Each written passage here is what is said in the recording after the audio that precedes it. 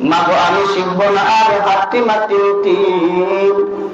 কোরআন থেকে শিখবো আমি আলিফ লাম মিম। কথা বুঝেন? মুখস্থ করবেন ইনশাআল্লাহ, পাবেন তো? মাগো আমি শিখবো না আর হাতিমা তিন। কোরআন থেকে শিখবো আমি আলিফ লাম মিম। একটি করে হরফেতে 10টি করে নেকি। চলো সবাই আজ থেকে কোরআন হাদিস শিখি। সুন্দর কিনা বলেন? তাহলে আমি আমার সন্তানকে হাতিমা তিন তারা মাঠে পারে দিন এরকম কবিতা না শিখাইয়া, আমি যদি আমার সন্তানের দিলের ভিতরে এরকম একটা কবিতা শিখাইতে পারি, মাগো আমি শিখবো না হাতিমা তিন। কোরআন থেকে শিখবো আমি আলিফ লাম মিম।